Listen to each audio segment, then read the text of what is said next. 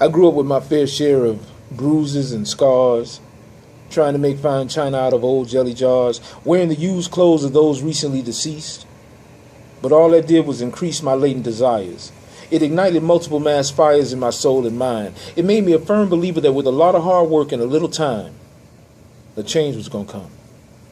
And I'd be able to get up out of the place where I was coming from and never even miss it. Now, I don't want for nobody to go off and get it twisted. I know that I was blessed. You see, I had a mother and father who would not rest unless my 5 siblings and I were decently dressed, fed, and had a comfortable bed in which to rest our head. And they made sure that we knew because they always said, want for better. I guess that's why when I got older and had my own burdens to shoulder and my ex wanted to help me rob her job, well, hell, I let her. Then I got cool with some real fools who was all about chasing that cheddar. You see, they say birds of a feather should flock together. And the way that I saw it, the more niggas I had on my team that shared my same dream for that cream shit, the better. Besides, I believed the change was going to come. But in my search for financial freedom, my struggles continued. And I couldn't seem to find enough trouble to get into. I started committing breaking and enterings. I was stealing store safes. I was even walking around town with a gun up in my waist, just waiting for some fool to come run up in my face. Now, there was this one time that I tried to put that all aside and go straight by hustling some mixtapes because somebody told me that I had some ziggy skills. But that job plus a 9 to 5 just wasn't enough to pay my picky bills. So I began to deal.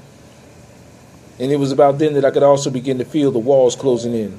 Now, don't ask me precisely why or when, but I picked up a pen and I started to write. Sometimes staying up all hours of the night until I could convey on paper just right what it was that I was feeling. How the dealer of life seemed to keep on dealing me a bad hand. How I wouldn't come home some nights because I felt like less than a man if I had anything less than $1,000 on my hip. How I was getting sick and tired of making trip after trip for that greenery and powder. How I felt like all of my prayers was going unanswered, but maybe, just maybe, if I prayed a little bit louder,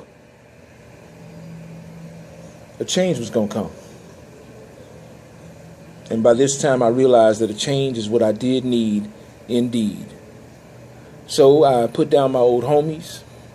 I put down smoking, cigarettes. I mean, yeah, at the time I had my regrets, but weed just was one.